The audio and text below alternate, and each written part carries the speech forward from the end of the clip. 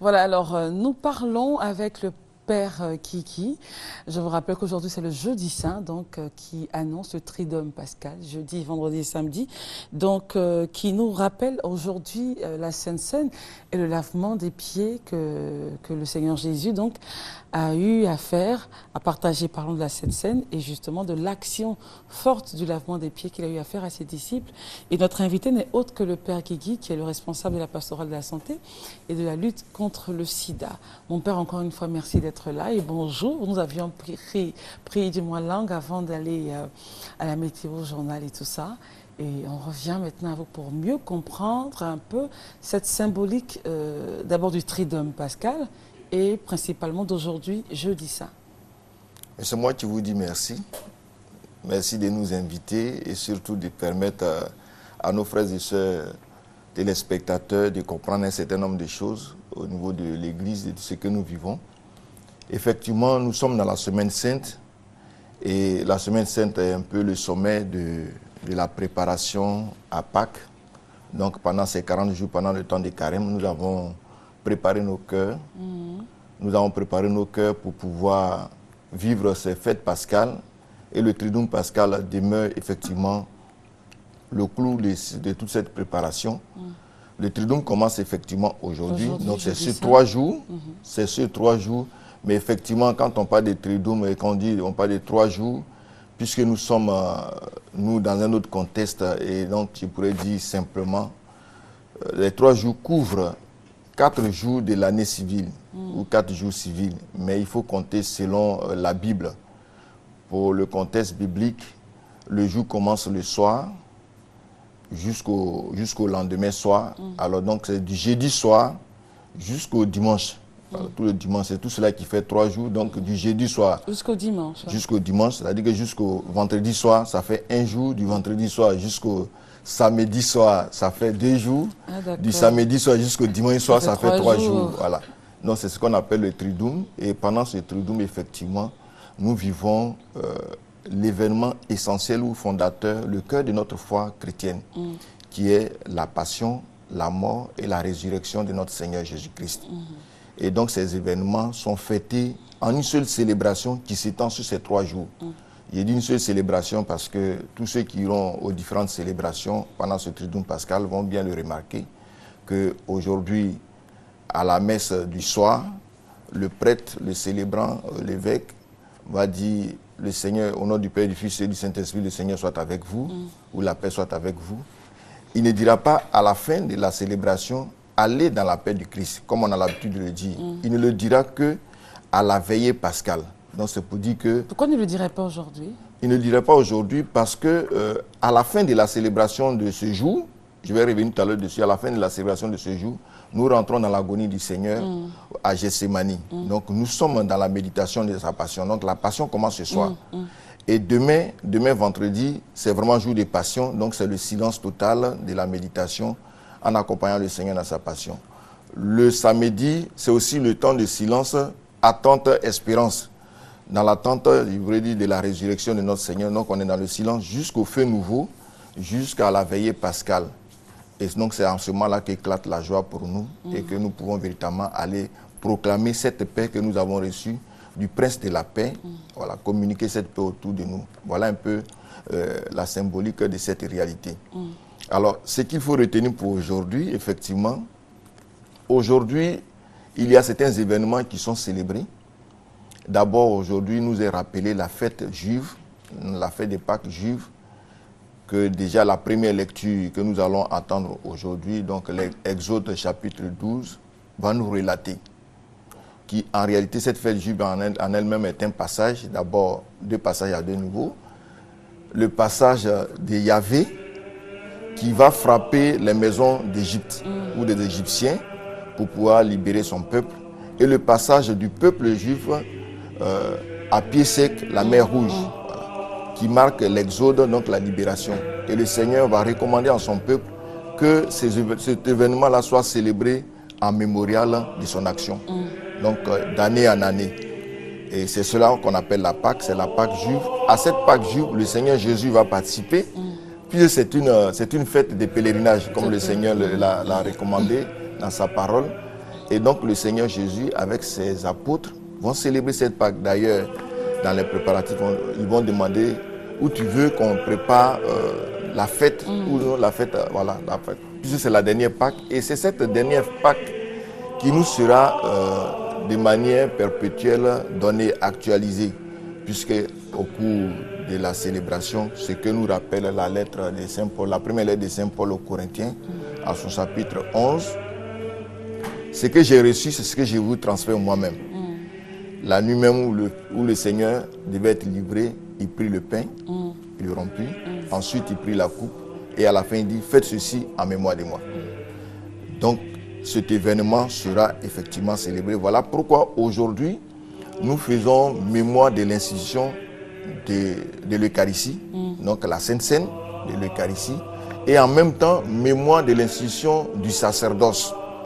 Alors au passage, je dis bonne fête à tous les baptisés, à tous ceux qui communient, puisque c'est la fête de l'Eucharistie, mais aussi bonne fête surtout à tous les prêtres à travers le monde qui essaient de perpétuer, fait en mémoire du Seigneur, ce repas, voilà, à chaque Eucharistie.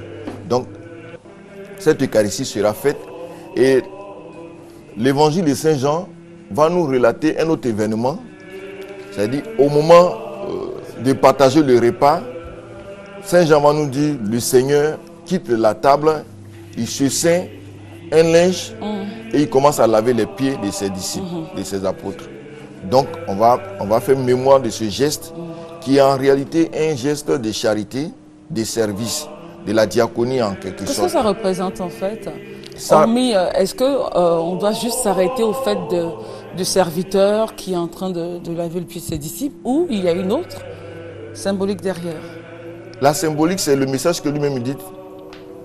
Vous m'appelez maître et seigneur, moi je vous lave les pieds, faites de même. Donc ça dit que pour nous, il ne s'agit pas physiquement, ça dit que c'est le symbole que nous faisons au cours de la messe, il ne s'agit pas simplement physiquement laver les pieds de nos collaborateurs ou bien des fidèles, mais il s'agit dans notre quotidien de savoir s'humilier, de savoir se mettre au service de l'autre. C'est ce que le message qui est dans le fond de ce geste veut dire. Donc c'est surtout pour tous ceux qui ont une autorité, une responsabilité, pour nous, l'autorité, c'est une autorité service. D'ailleurs, le terme ministre est dans ce sens. C'est-à-dire qu'être ministre, c'est être au service. Donc un ministre, par exemple, du gouvernement, qui est chef de son département, devait être au service de ce département et de tout le personnel. Voilà la réalité que cela signifie.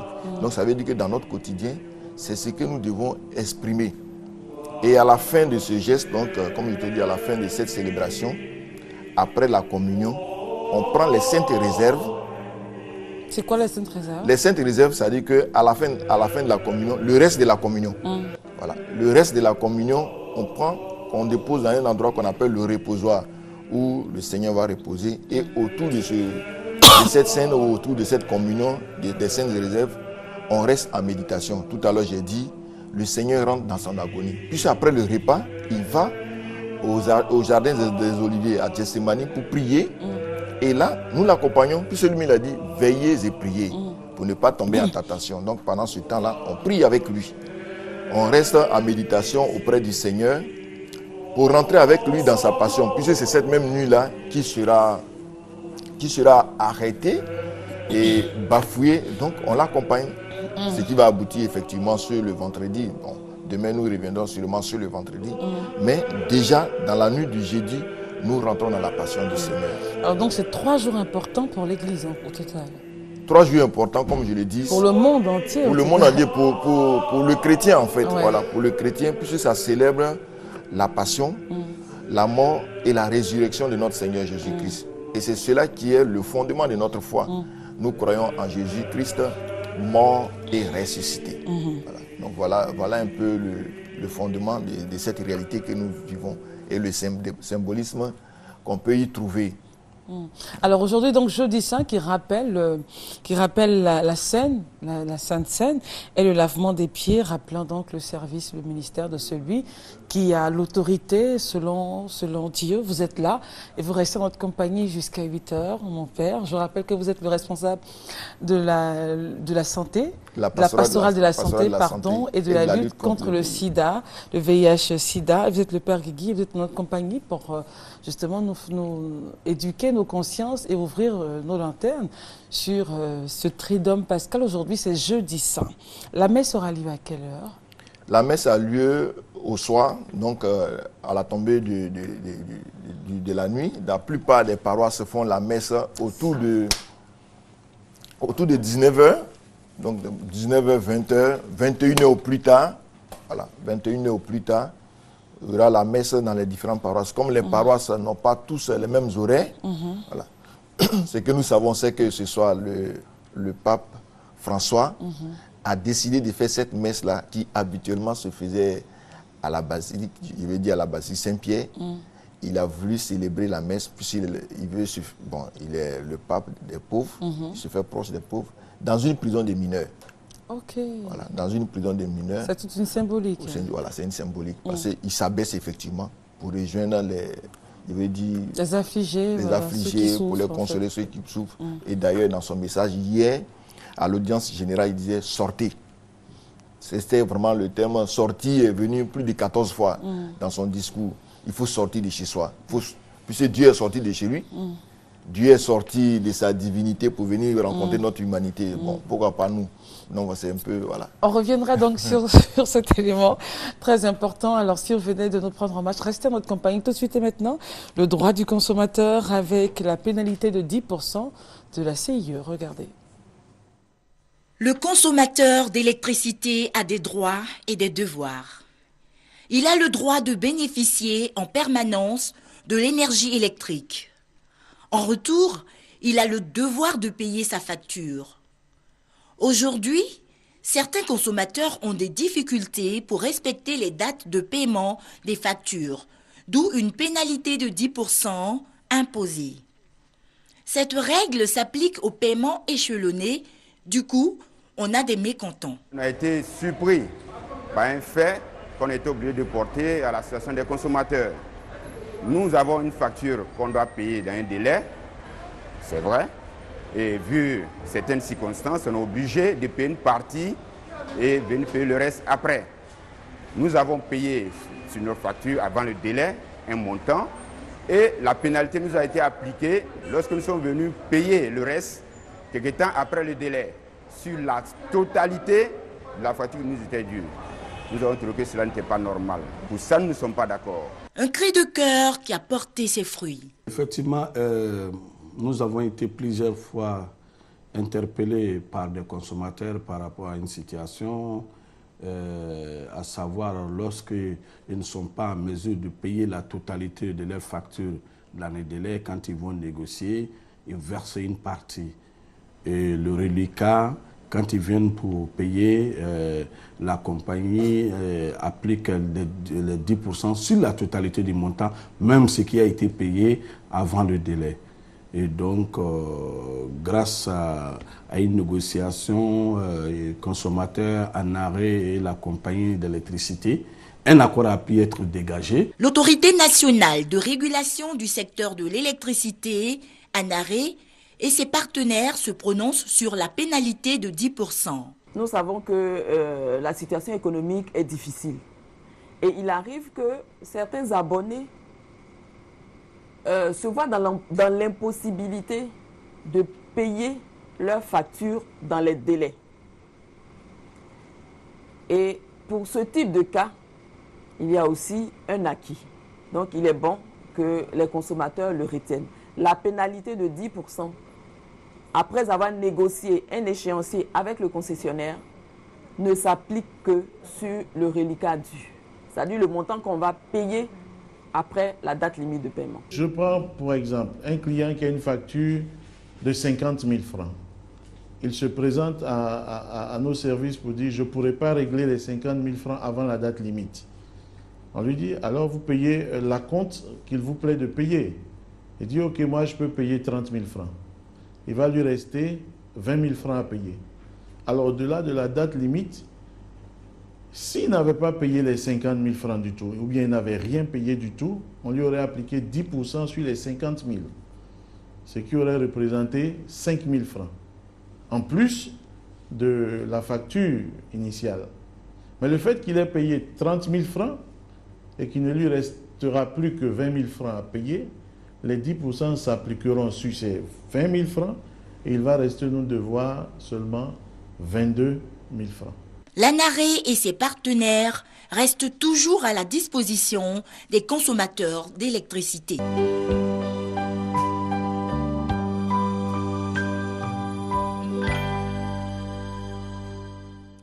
Voilà, alors, de retour sur ce plateau, nous sommes en compagnie de monsieur Doumbia Brahima. Bonjour, monsieur. Bonjour, madame. C'est une opération importante qui a démarré donc, pour le bonheur des populations, les logements sociaux. Oui. Hier, le ministre lui-même était sur le plateau de 20h pour donner donc, voilà, encore un coup de fouet à la communication qui a démarré. Et aujourd'hui, c'est le lancement.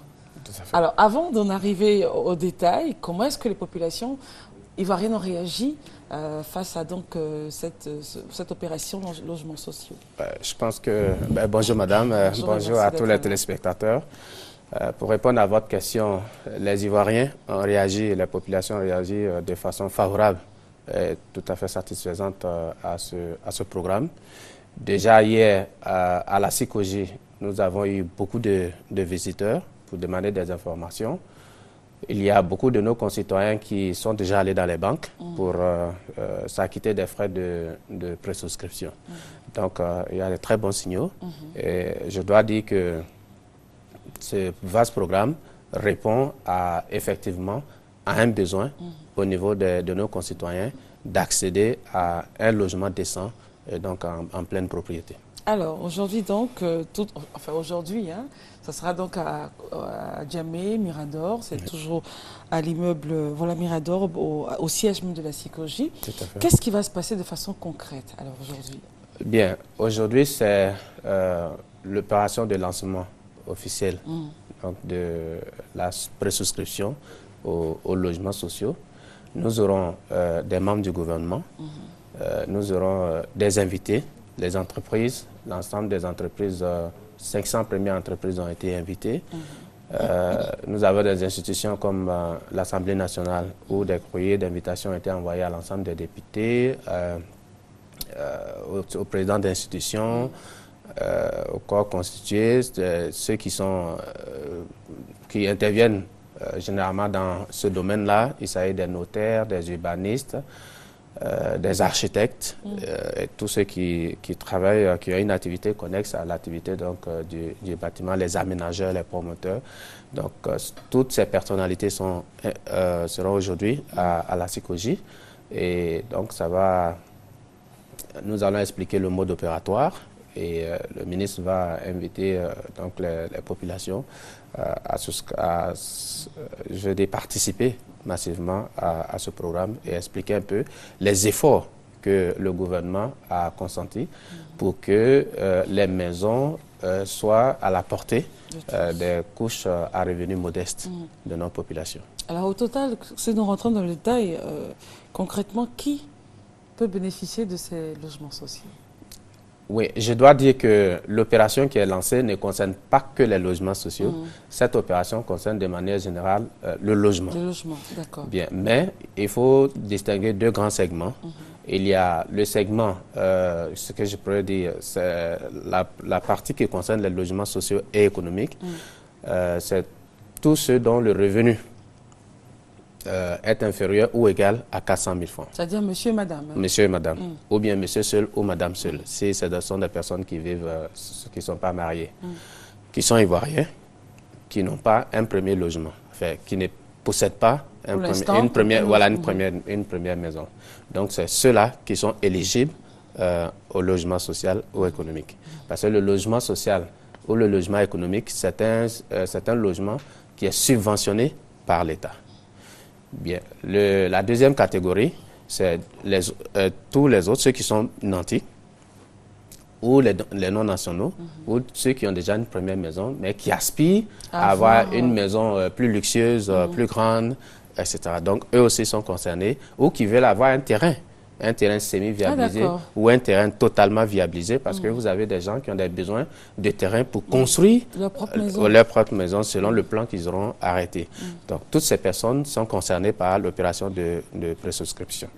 Voilà. Alors, justement, les questions qui nous revenaient, c'est que ces logements sont des logements qui sont comment? Combien de pièces? C'est situé où? Ça se passera comment et tout ça? Bien, l'opération va se dérouler sur l'ensemble du territoire. D'abord à Abidjan et dans l'ensemble des chefs-lieux de département de la Côte d'Ivoire. Donc, les logements vont être construits sur tout le territoire national.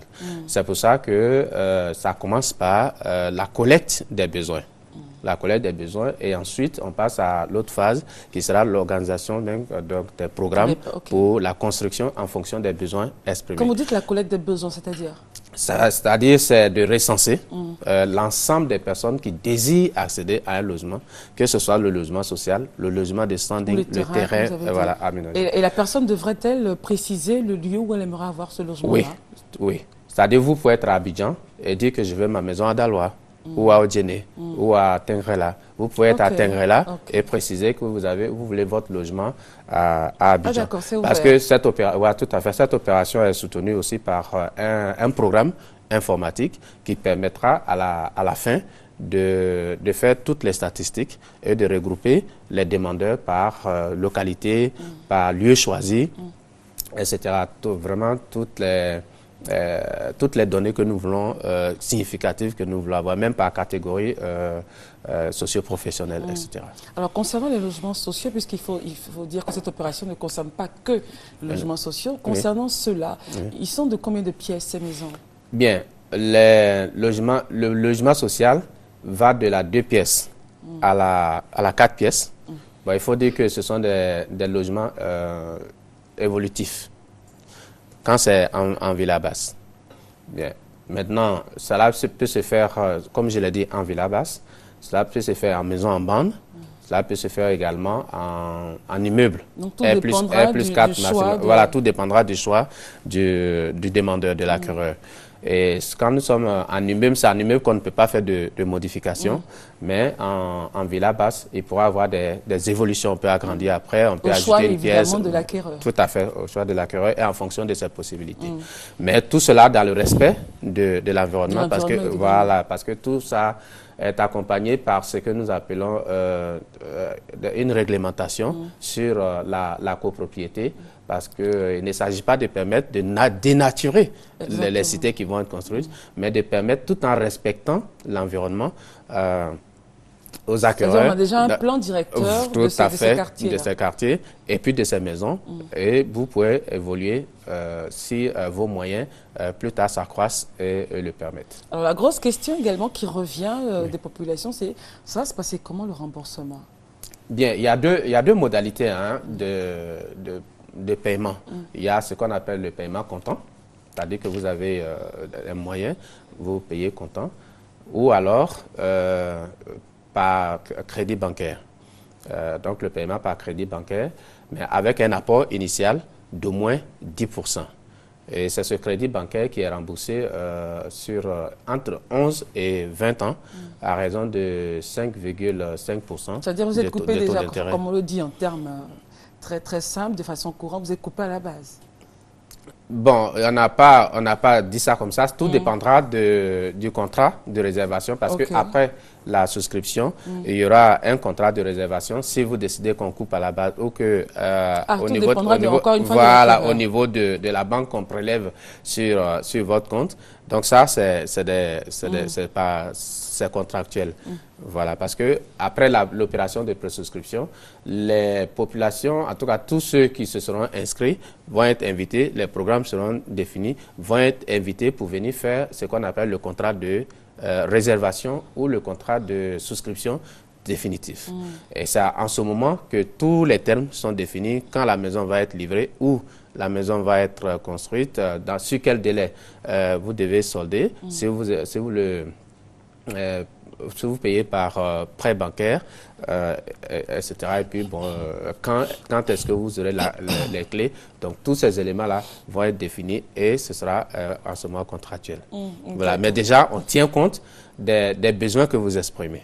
Et à partir de là, et en fonction de l'analyse du dossier, on pourra voir si vous pouvez faire partie du programme que vous avez souhaité, ou bien si ce programme n'est pas à votre portée, on vous conseille un autre programme. D'accord. On voit bien que le gouvernement a pris vraiment toute la mesure des besoins de la population concernant le logement. Tout à fait.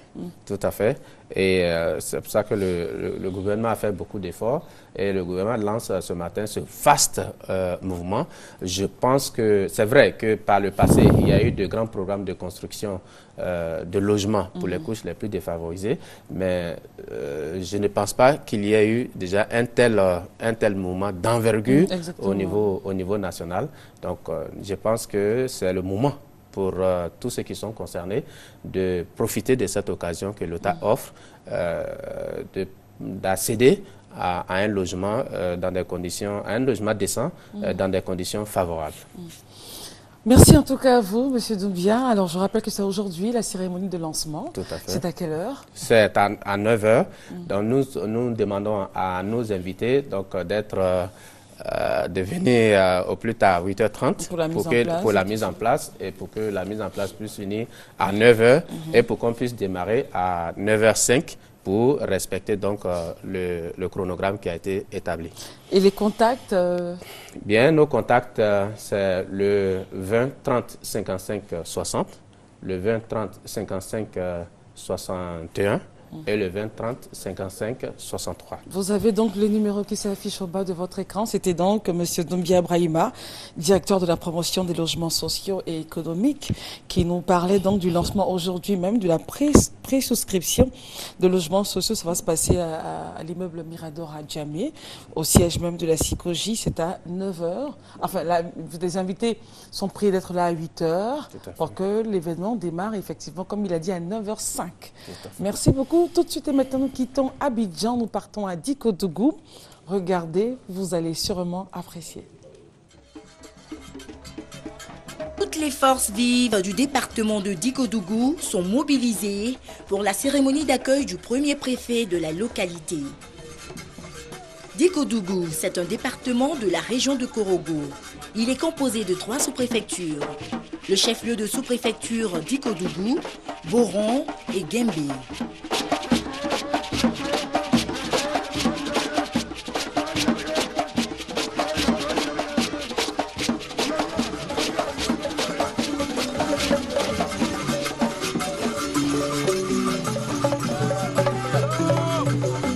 Grelots, tam-tam, groupe folklorique, cérémonie de libation, montée du drapeau national, remise de dons au nouveau préfet et à son épouse ont été les grands moments de cette journée.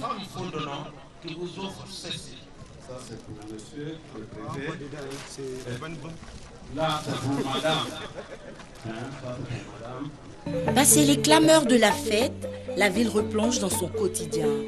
Une somme de réalité pénible, autant pour les populations que pour les autorités administratives.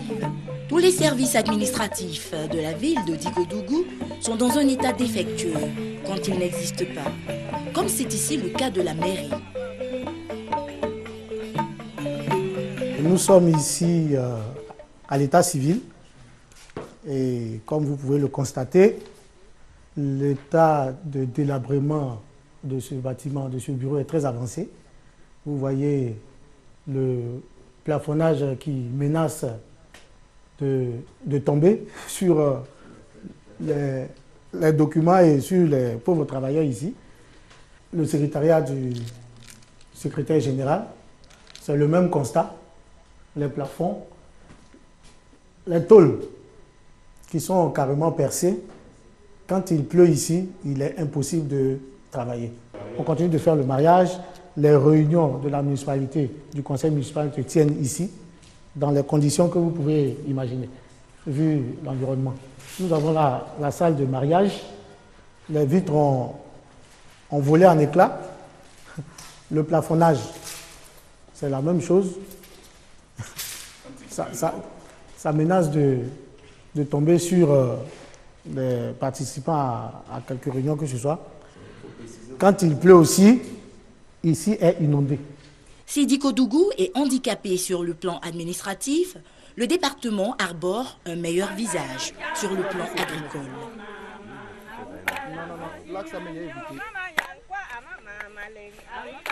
Le département de Diko Dougou abrite de vastes zones de culture maraîchère qui sont mises à profit par les coopératives de femmes, à l'instar des coopératives de Guembé.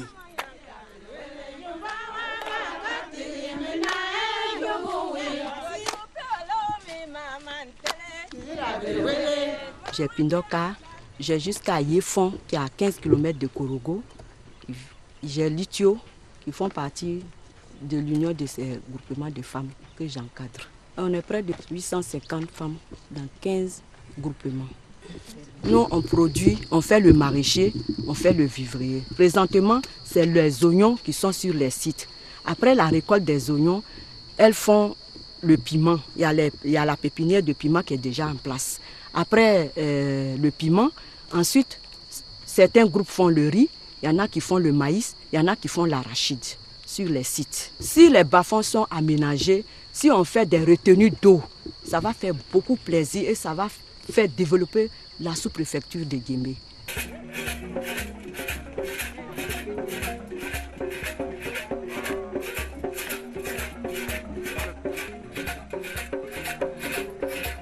Diko Dougou, c'est aussi le patrimoine culturel sénoufo, dont le poro est la forme la plus vulgarisée. Nous sommes d'origine forgeron de Diko Dougou et cette manifestation rentre dans le cadre de l'initiation des jeunes au poro. Et cette initiation, dans l'initiation, il y a des étapes de joie. Et c'est la célébration du mi-parcours de l'initiation qu'on manifeste par la sortie de ce grand masque qu'on appelle le bœuf-éléphant.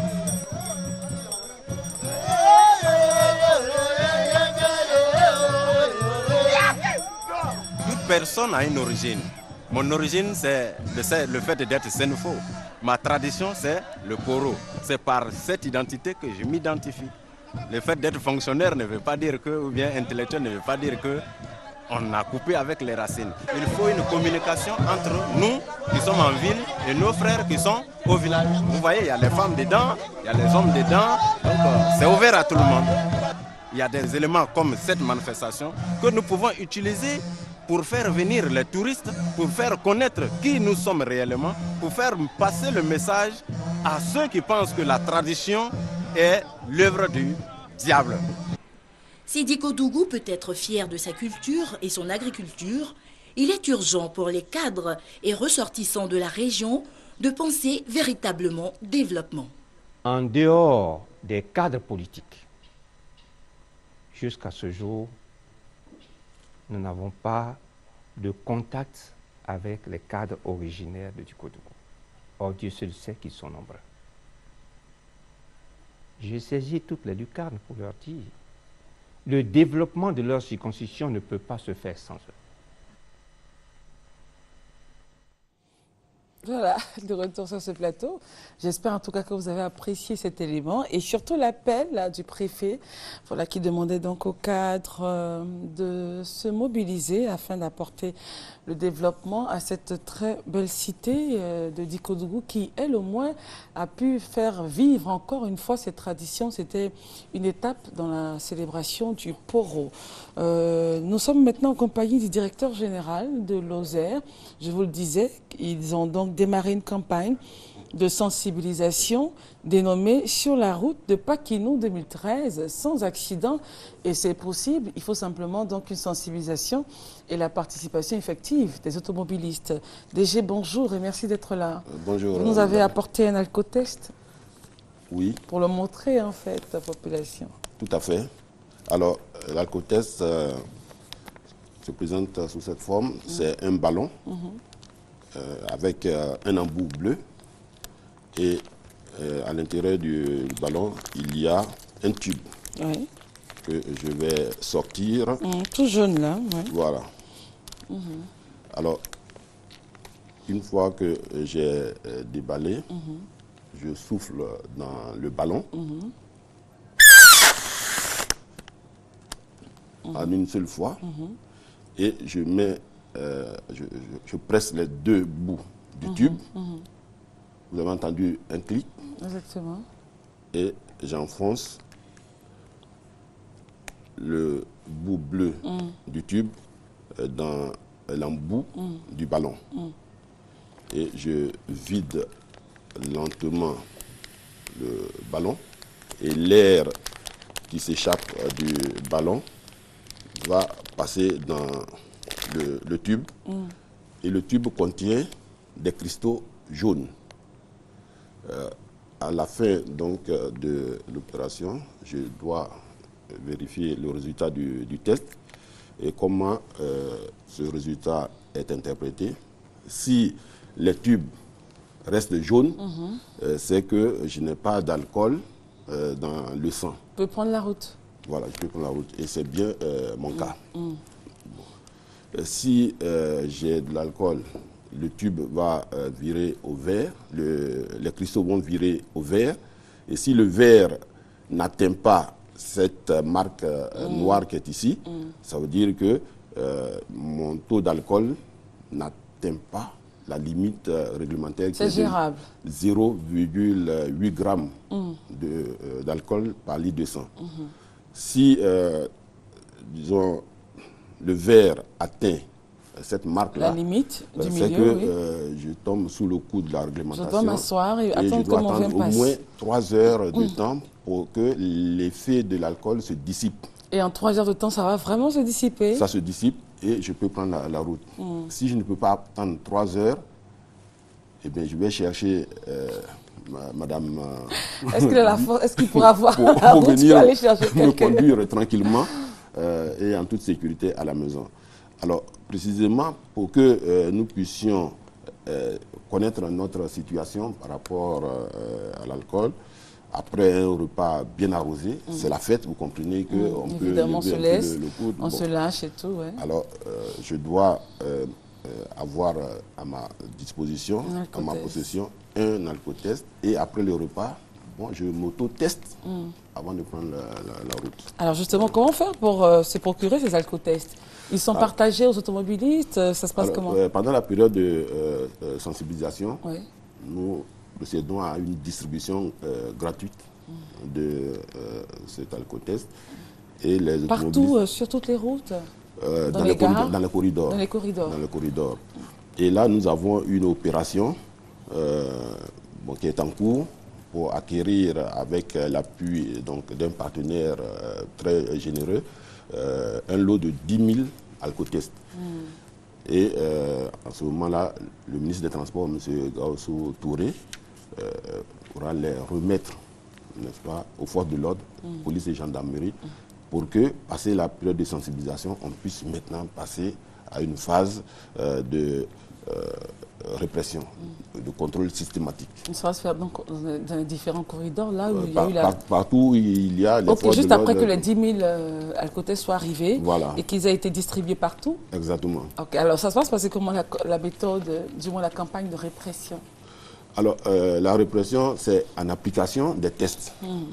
L'arrêté dit que lorsque vous avez 0,8 grammes d'alcool par litre de sang, eh bien, vous n'avez pas le droit de conduire. Et si donc, en situation de conduite, vous êtes testé et que c'est positif, eh bien, vous avez, disons, comme sanction le retrait de votre permis de conduire. Automatiquement. Voilà, pour une période de 3 mois. En cas de récidive, c'est vraiment donc là, c'était la suspension. En cas de récidive, c'est le retrait complet définitif de votre... à partir de ce moment-là, nous pouvons dire que ça va être vulgarisé et les automobilistes vont faire attention pour tenir compte du fait qu'ils n'ont pas de chance de passer lorsqu'ils sont... De faire comme avant. Voilà. Bon. Alors, comment est-ce qu'ils, justement, ceux-ci réagissent vis-à-vis donc de... Surtout dans les corridors, là, vous avez commencé déjà à distribuer les alcotests? Alors, je vais prendre l'exemple des passagers des autocars Parce que c'est très important. Pendant cette période de fête, les grands mouvements, c'est surtout au niveau du transport de voyageurs. Eh bien, nous sommes applaudis. Et nous sommes encouragés. Ça, c'est les passagers. Ce sont les passagers, justement. Comment, justement, les transporteurs réagissent? Alors, très positivement, parce que, vous voyez, on en a fait pendant les fêtes de fin d'année. Et sur 2 corridors, nous avons eu des cas de chauffeurs qui étaient positifs au contrôle. On revient juste après. DG, restez en notre compagnie. Tout de suite et maintenant, la réclame avec Judith Assoumo et on se retrouve dans quelques instants.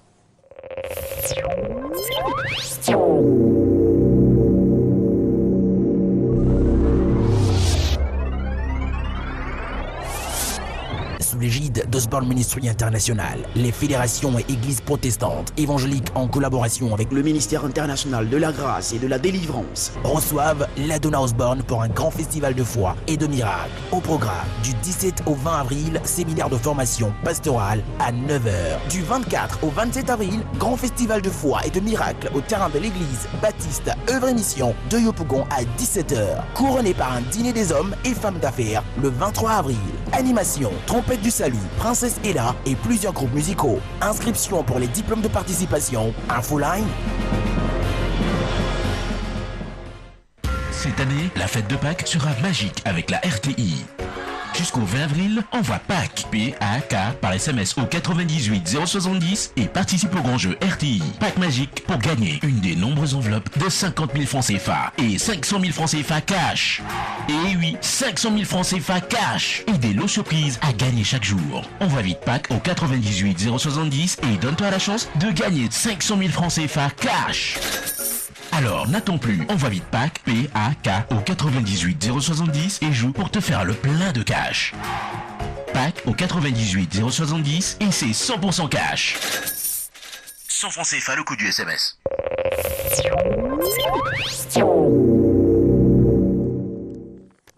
Si vous passez par les différents corridors, vous aurez donc à recevoir cet alcotest de la part évidemment des agents de Lozère qui, en tout cas pour cette année 2013, espèrent avoir une Pâques Inou sans accident.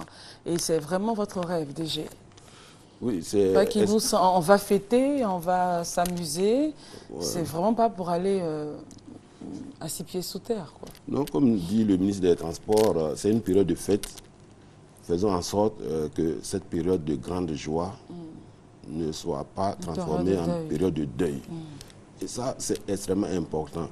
Mais ça met aussi l'accent sur la responsabilité de tous, de tous les usagers. Au niveau de l'État, le ministère des Transports a pris ses responsabilités en mettant en place un dispositif pour accompagner les usagers de la route pendant cette période. Le ministre des Transports lui-même est allé sur la voie publique. On l'a vu au journal. Voilà. Et il a procédé au lancement officiel. C'est un signal fort de ce que le gouvernement attache une importance capitale à la sécurité des usagers. Vie des populations. Absolument. Et à sa suite, nous descendons sur le terrain. Donc les voilà. Et ça, c'est le ministre des Transports lors du lancement le 18 mars dernier, c'était le lundi. Et ces dépliants contiennent un certain nombre de conseils liés à des facteurs de risque d'accident et que le ministre a remis aux usagers, aux automobilistes, qui ont été très attentifs. Ils étaient très contents d'être en contact. De voir le ministre lui-même sur le terrain. C'est extraordinaire. Et vous voyez l'enthousiasme du ministre.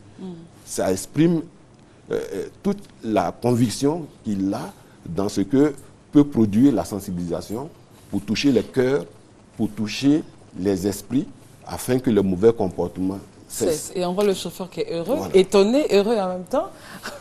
Il n'a pas le choix que de bien conduire. À travers lui, c'est tous les automobilistes, grâce à l'image, n'est-ce pas, j'allais dire la magie des ondes, on va le dire ainsi. Voilà. Et là, c'est un gros camion. Hein.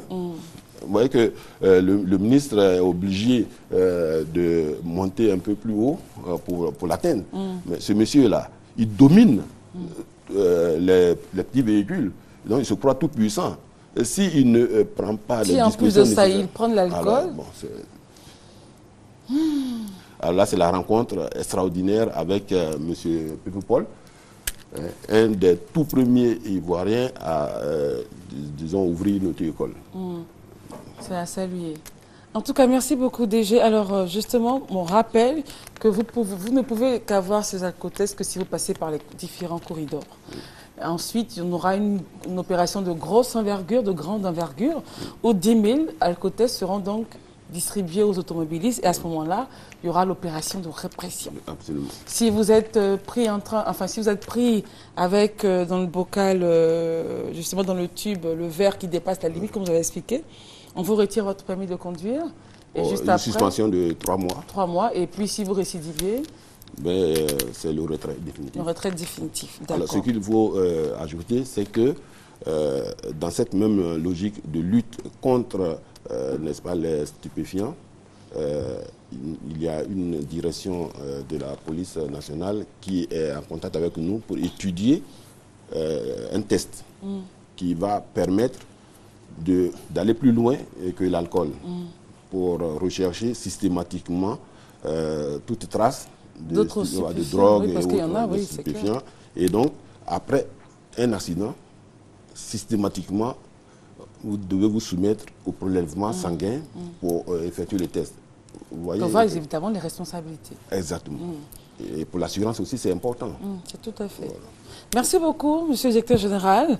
Le thème de la campagne, c'est Sur la route de Paquinou 2013, sans accident. Et nous y croyons tous, bien sûr, avec la participation des différents automobilistes. Les alcotests vous seront donnés dans les corridors. Mais au total, il faut se discipliner, quoi. Voilà, il faut se donner des conseils. On prend la route, on fait un long voyage, il ne faut pas boire. Et je pense que les chauffeurs doivent être à 2. Si l'un est fatigué, le numéro 1 est fatigué, l'autre prend le relais.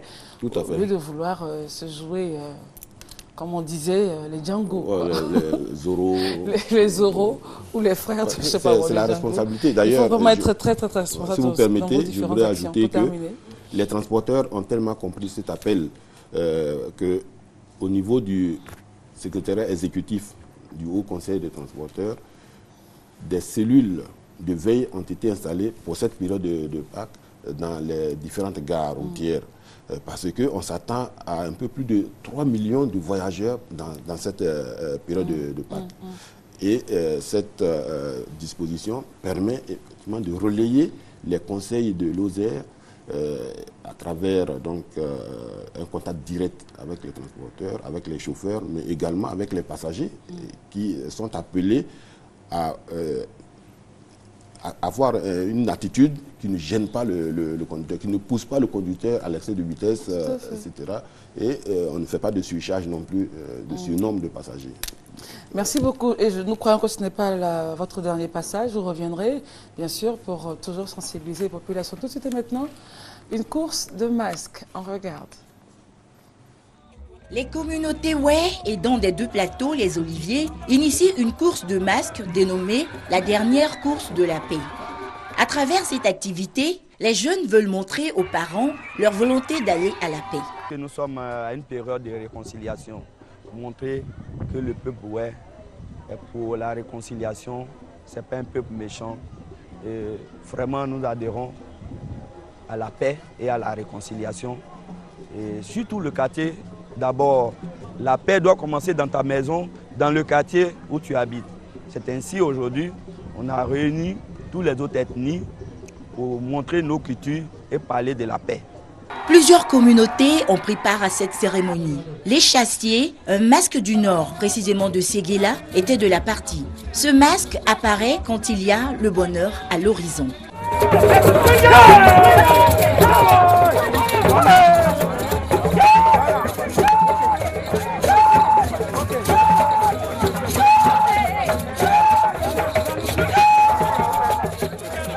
Des artistes ont livré des messages de paix dans lesquels ils demandaient en substance aux uns et aux autres d'oublier le passé.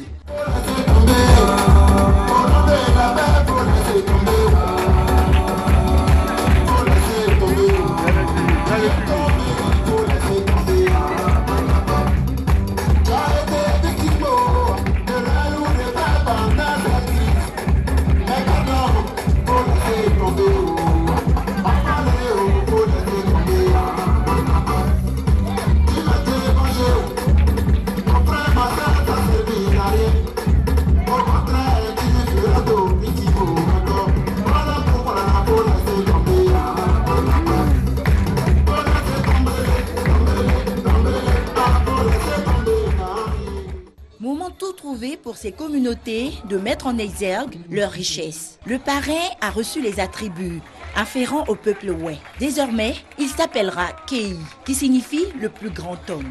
Daniel Nguessan a salué l'initiative. Tout le monde doit être dans la réconciliation et dans la paix, en posant un pas pour la paix. C'est ce que j'appelle un pas pour la paix, parce que sans la paix, rien n'est possible. Et un sage a dit, la paix n'est pas un mot, c'est un comportement. Alors, tous pour la paix en Côte d'Ivoire. Cette course de masques est à sa première édition et se veut être une institution.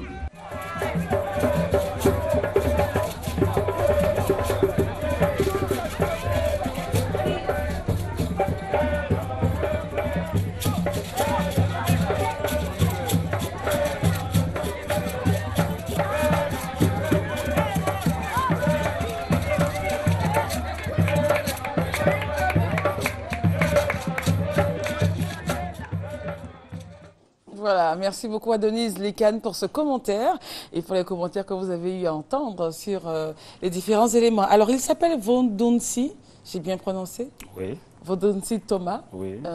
De façon commune, vous êtes appelé docteur vis-à-vis. Oui. Ne me demandez pas pourquoi. Il est naturothérapeute et puis, voilà, vous traitez, vous soignez. Selon vos propos, vous soignez les maladies suivantes à base de plantes. Oui. Alors donc, il y a les troubles mentaux, le diabète, le ballonnement de ventre, la drépanocytose et les infections sexuellement transmissibles. C'est ça. Merci d'être là. Ok, merci madame. Voilà, donc aujourd'hui on parle des troubles mentaux. Dans nos jours d'aujourd'hui, on voit qu'il y a beaucoup d'hommes qui prennent de l'alcool, de la drogue et la cigarette. Moi, j'ai eu la chance de rester auprès de mon père jusqu'à sa mort. Et vraiment, il a vraiment vieilli. Il s'est traité à la base des plantes.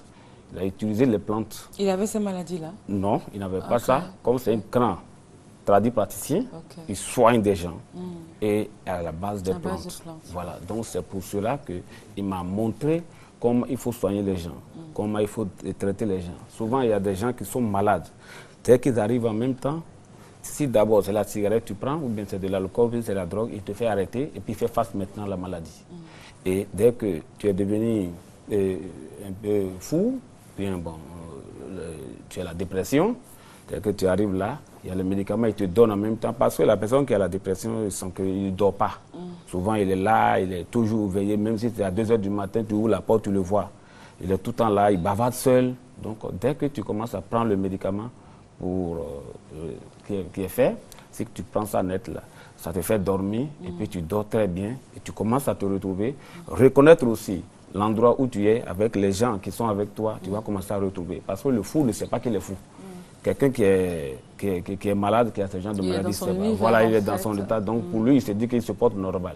Il est là, il bavarde, il dit des choses, bon, on n'arrive pas à comprendre, donc ce n'est pas la même chose. Donc voilà. Alors donc ce sont les troubles mentaux, vous arrivez à guérir? Je guéris ça à 100%. Via les plantes? Voilà, à la base des plantes. Oui, à 100%. Il n'y a pas de dire que ce n'est pas mal. Le diabète, vous guérissez le diabète, vous voyez, bon, il y a des gens qui mangent souvent mal. Et souvent tout ça là, ça te fait aujourd'hui que tu arrives à pisser. Souvent on sent aussi qu'il y a sucre dedans et souvent il y a le médicament qui est là. C'est-à-dire que si l'hôpital dit par exemple si l'hôpital va à l'hôpital, voilà, le diabète, voilà, qu'il a le diabète, vous prenez le relais. Voilà, moi je prends le relais et je te donne un médicament qui est conçu à la base des plantes que mon père m'a. Et en combien de temps Donc tu suis le traitement pour 2 semaines ou bien 3 semaines comme ça. Ça dépend de ton organisme. Mais là, tout ce qui est là-bas, comme ça fait que tu es tout le temps malade, tout ça là, tu arrives à uriner, tout ça là sortir facilement. Ensuite, drépanocytose. Drépanocytose, ça c'est une maladie héréditaire, tout le monde connaît ça. Et ça fatigue beaucoup, surtout les enfants en allant vers 16 ans comme ça fatigue beaucoup. Et aujourd'hui, c'est une maladie qui est vraiment dans le sang, dans le zoo là-bas. Ça fait que tu n'arrives pas à grossir. Souvent, tu as tout le temps des problèmes. Il y a le médicament aussi qui est là, qui va contre ça. Et ça va te faire que vraiment ton sang, même qui n'est pas jaune là, que tes os qui te fait mal tout le temps, tes articulations, tu es tout le temps, voilà. Alors donc aussi, au total, vous guérissez donc à base de plantes. À la base de plantes les troubles mentaux, le diabète, le ballonnement de ventre, drépanocytose et puis les infections sexuellement transmissibles. Voilà, donc souvent, les infections sexuelles transmissibles, vous voyez aujourd'hui, c'est une maladie qui est de nos jours. Et ça traîne beaucoup de la stérilité dans les foyers. Et la personne, aujourd'hui, si ça a été maltraité aussi, ça peut vous apporter aussi le prostate. Et là, le prostate, c'est à partir d'un certain âge qui est un peu avancé chez les hommes, et là ça déclenche.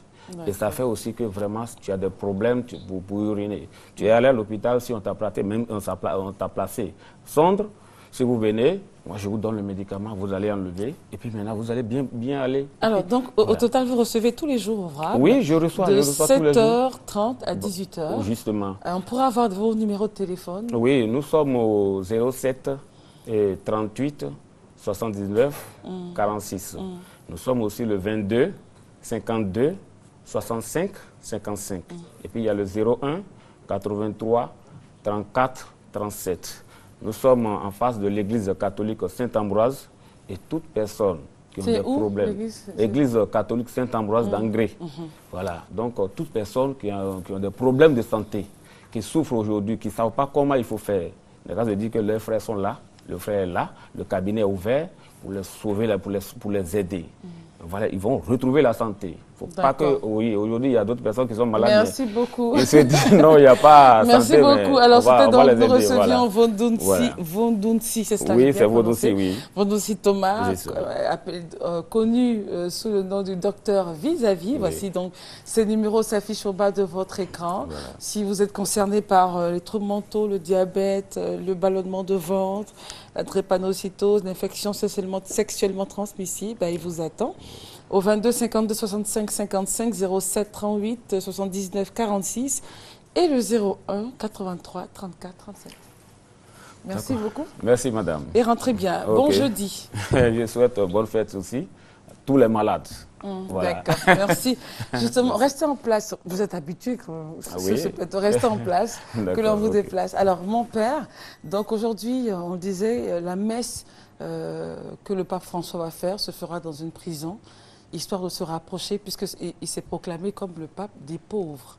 Alors, au total, quel est le message que cette symbolique-là renvoie à l'Église catholique? Le message est d'abord dans le sens même de la célébration, puisque Dieu sort de lui-même de tout ce qu'il y a comme sa seigneurie pour s'abaisser. Et comme on le dit, le thème le dit si facilement, Dieu se met à genoux devant l'homme. Voilà.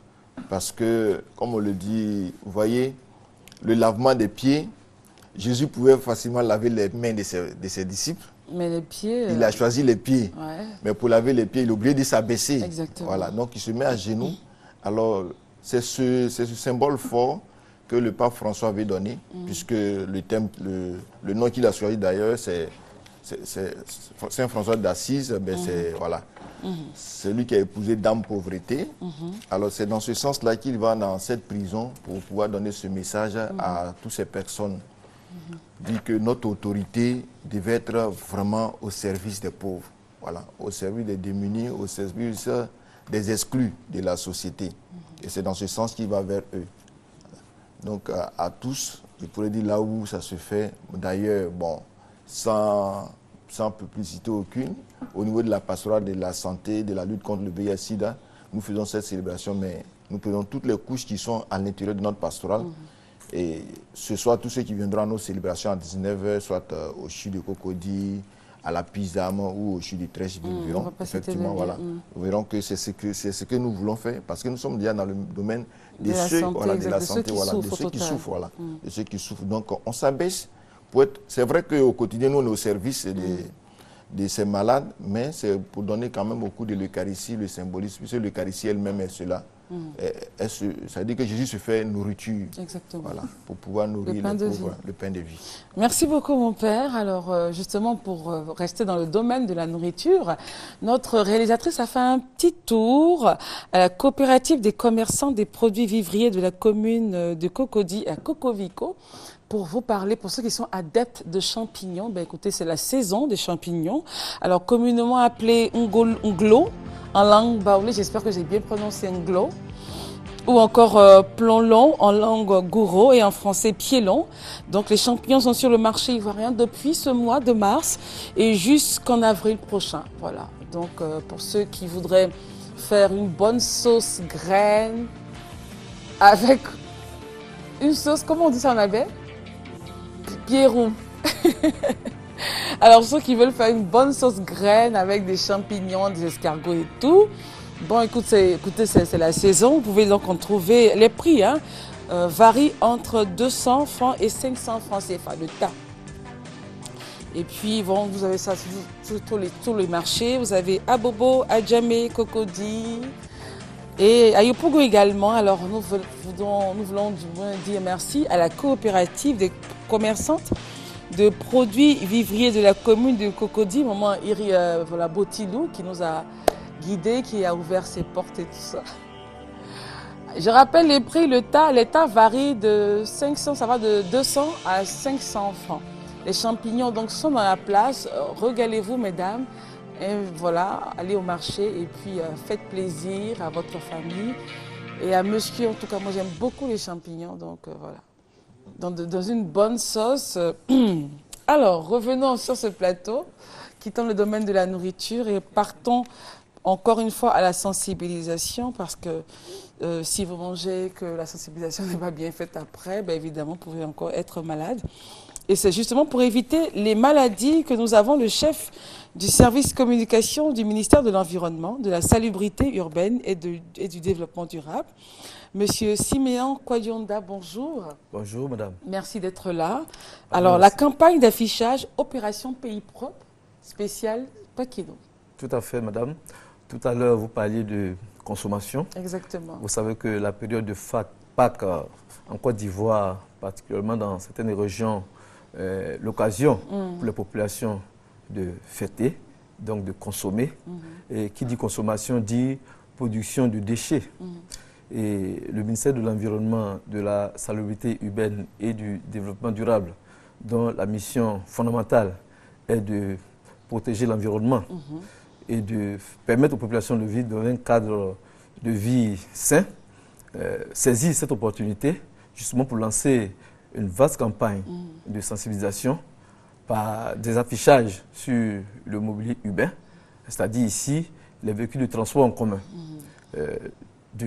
À partir d'aujourd'hui jusqu'au 3, jusqu'après la fête de Pâques, des équipes vont sillonner les gares routières pour sensibiliser les voyageurs sur comment éviter de jeter par là des sachets, par là des papiers, par là les détritus de ce qu'on a consommé, comment faire pour éviter de polluer l'environnement. Et donc c'est à cette fin que Monsieur le ministre a instruit tous les collaborateurs de faire en sorte que le monde des transporteurs soit le partenaire privilégié de son département ministériel de cette campagne. Et cette campagne va se dérouler essentiellement par une série d'affichages sur les autobus qui transportent les populations des gares routières de toutes les villes du pays vers les zones de fête. Vous savez qu'Abidjan est un carrefour et les taxis-compteurs circulent partout. Donc nous avons comme partenaire également les professionnels de ce secteur et il y aura des affichages pour dire aux populations que la propreté et moi, nous roulons ensemble. On doit manger, mais on doit manger dans un environnement sain et propre, justement pour éviter les maladies. Ce qui est intéressant dans cette campagne, c'est qu'elle reste dans le temps. Hormis la fête de Pâques, c'est une campagne, c'est un thème qui a cours. Tout à fait. Vous savez que nous avons choisi justement l'affichage parce que c'est du visuel et c'est dans la durée. Les vinyles ne périssent pas malgré les intempéries, malgré la pluie. Le thème est toujours d'actualité. Tout à fait. Et l'opération ne va pas s'arrêter. Aujourd'hui, nous faisons les gares routières d'Abidjan Mais il va sans dire qu'après la fête de Pâques, nous irons à l'intérieur du pays. Les transporteurs ont même adhéré à l'opération, de sorte qu'ils ont proposé à M. le ministre de faire en sorte que l'année prochaine, à l'occasion de la Maouloud, qui est une occasion également où les populations, il y a une certaine effervescence, massif, oui, tout à fait, cette opération puisse se continuer. Voilà. D'accord. Alors, donc, opération qui sensibilise non seulement les transporteurs, mais aussi les voyageurs, parce qu'on sait bien que lorsqu'on fait un long parcours, il y a des points où on s'arrête, on achète de la nourriture, et sur le trajet, on mange, et puis bon, paf, la poubelle naturelle, elle en balance par les vitres et tout. Donc tout le monde est concerné. Tout à fait. Et monsieur le ministre, ce matin, va lui-même passer à la sensibilisation. Et il a l'habitude de nous dire qu'il ne suffit pas de dire aux populations de ne pas jeter les déchets, mais il faut également indiquer aux populations où se débarrasser. Donc ce matin, le ministre va procéder à l'installation de poubelles à l'intérieur de la gare routière d'Adjamé. Et même au niveau des cars, nous allons déposer des poubelles dans les cars. Nous allons déposer des sacs sachets biodégradables. Parce que le ministère, merci de le préciser. Absolument. Et donc, c'est une campagne qui s'adresse à la population en général. C'est vrai que le monde des transports est le canal par lequel nous passons le message, mais nous allons sensibiliser l'ensemble des populations. Ceux qui fêtent comme ceux qui ne fêtent pas, parce que les cas, quand ils passent, quand vous êtes arrêté au bord de la route, vous voyez le cas passer, et le message qui vous dit ne jetez pas les sachets par là, la propriété et moi on roule ensemble, tout le monde a accès à ce message-là.